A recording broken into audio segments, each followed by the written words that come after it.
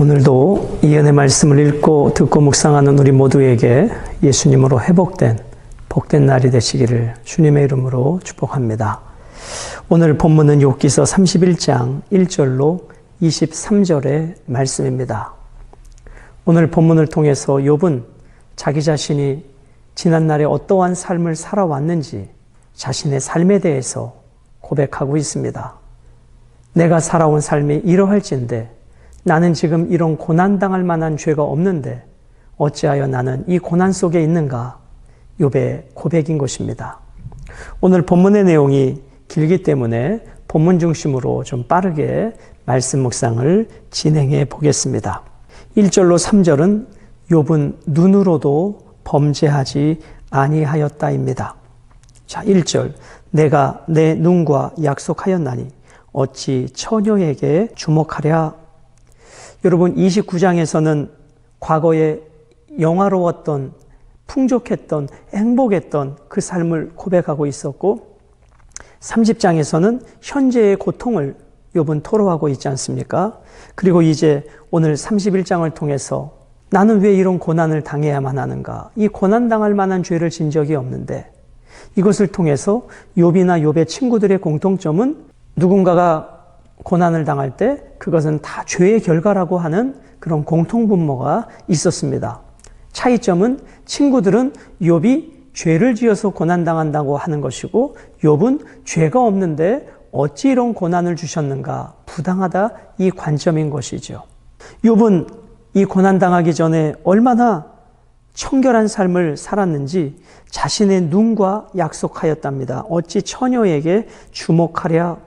여기서 주목하다라는 단어는 음흉하게 보다 결혼 정년기의 여자를 욥은 눈으로 범죄하지 않기 위하여 음란한 눈으로 처녀를 보지 않도록 스스로 약속할 정도로 욥은 경건하게 살았다입니다.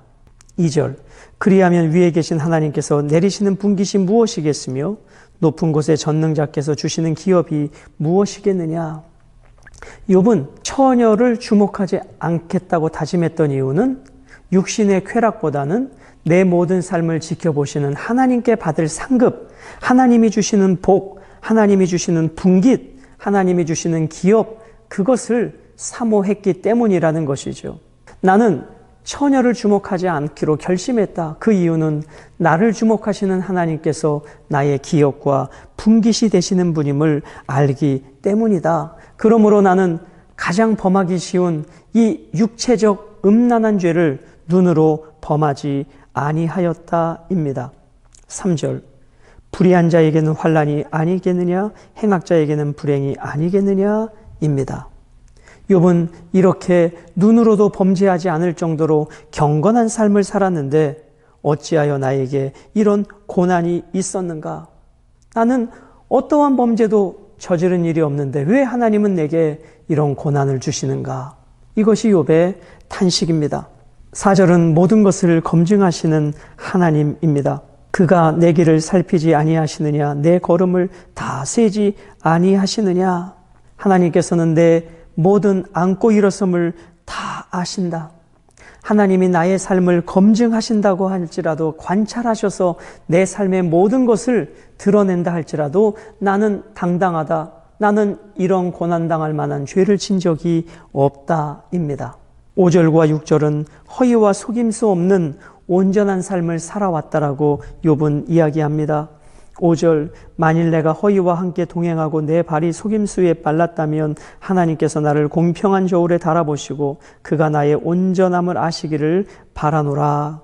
욥은 가정법을 통해서 자기 자신이 지난날에 얼마나 온전한 삶을 살았는지 나는 거짓이나 누구를 속여서 살아온 적이 없다라는 것입니다. 하나님의 이름으로 거짓 증언을 하거나 거짓말로 백성을 현혹시킨 적이 없다입니다.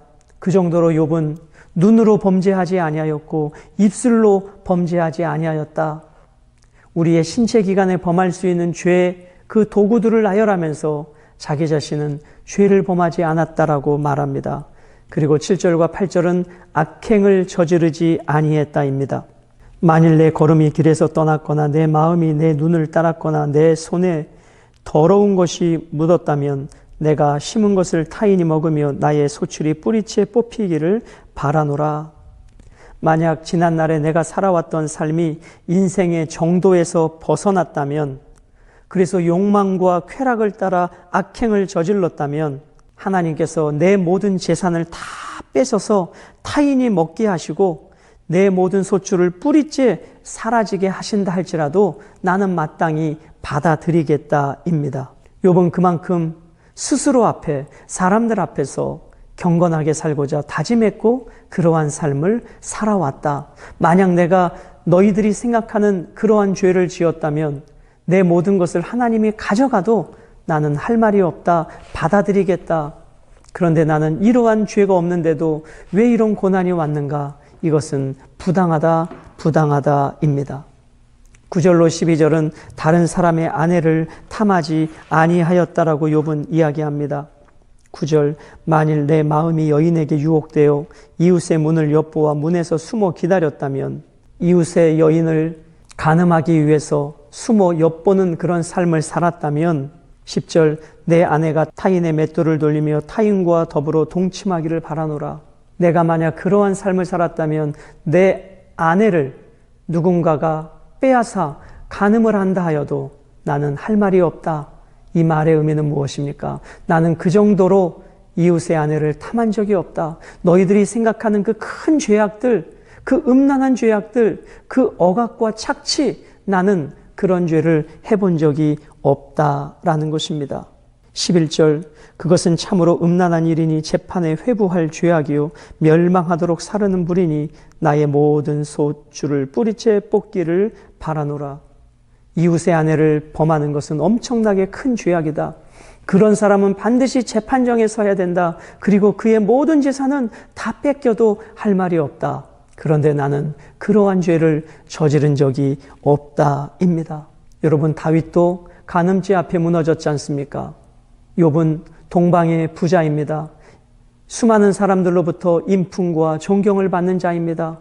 그가 원하면 많은 여인을 품에 안을 수 있습니다. 그의 위치, 그의 권력을 가지고 말이죠. 그런데 욥은 그렇게 하지 않았다. 그 정도로 욥은 스스로 자기 관리를 세상의 기준을 뛰어넘는 높은 도덕 윤리적 기준으로 욥은 살아왔다입니다. 나아가 13절로부터 15절은 남종이나 여종의 권리까지, 그들의 인격까지, 사회적 약자들의 인격까지, 인권까지 존중해 주었다입니다.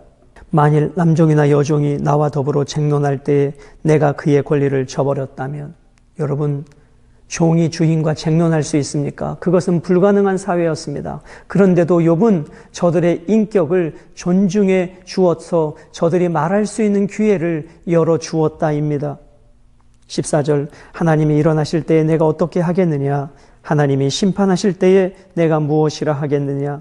나를 태 속에 만드신 이가 그도 만들지 아니하셨느냐? 우리를 뱃속에 지으신 이가 한 분이 아니시냐?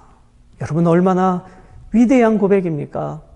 내가 사회적으로 권위자고 부자고 주인이고 그 남종과 여종은 노예고 종이고 사회적 약자고 가난한 자지만 인격 면에서는 동등하다. 남종과 여종을 만드신 자나 나를 만드신 자나 하나님이 동일하시기에 그들과 나의 인격은 동등하다. 여러분, 지금도 남성과 여성의 그 사회적 차별이 존재하는, 이 암묵적 차별이 존재하는 시대 속에서, 그런데 이 시대에 남종과 여종을 주인인 욥이 자기 자신과 동등한 인격으로 대해왔다고. 그런데 지금 당하는 이 고난은 도대체 내가 무슨 죄를 졌길래 이런 고난을 주시느냐고 욥은 그 관점으로 계속 이야기합니다. 사람들이 생각하는 음란한 죄, 간음죄, 이웃의 아내를 탐한 죄, 남종과 여종을 학대한 죄, 그것이 그 당시 권력자들의 보편적인 죄악이 아니었습니까? 그런데 욥은 그러한 죄를 저지르지 아니하였고 그들보다 더 높은 윤리의식과 도덕의식을 가지고 그들을 인격적으로 대했다. 그런데 오늘 주어진 이 고난은 도대체 무슨 죄 때문인가? 나는 억울하다입니다. 욥은 16절로부터 18절에 약한 자들의 아버지로 살아왔음을 이야기합니다. 16절 내가 언제 가난한 자의 소원을 막았거나 과부의 눈으로 하여금 실망하게 하였던가?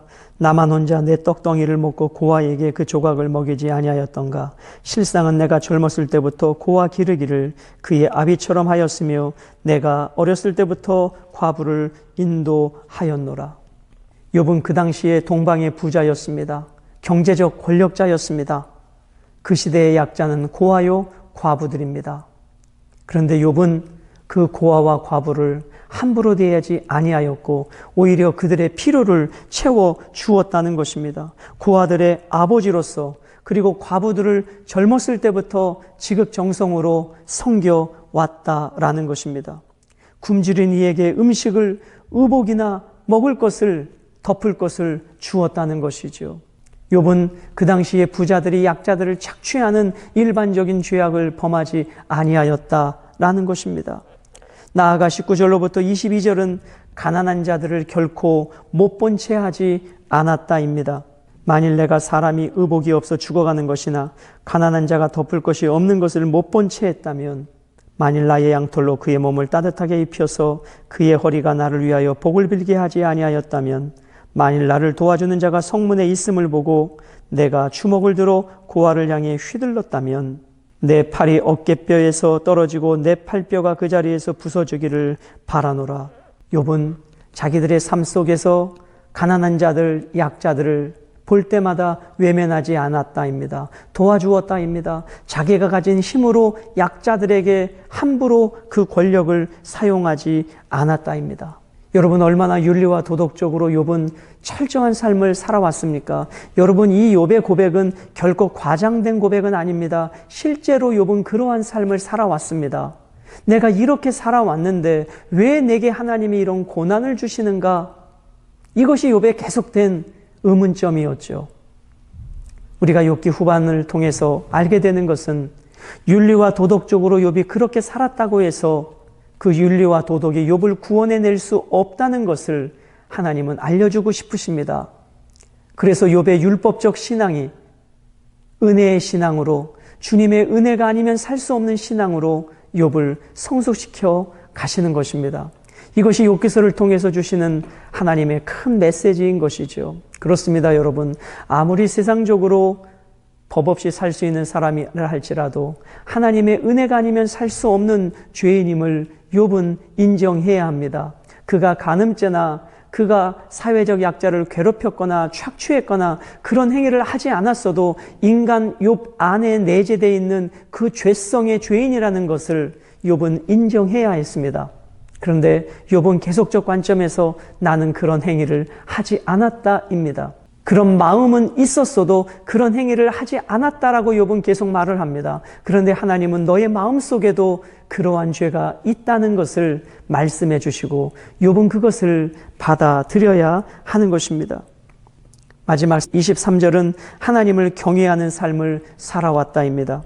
나는 하나님의 재앙을 심히 두려워하고 그의 위엄으로 말미암아 그런 일을 할 수 없느니라.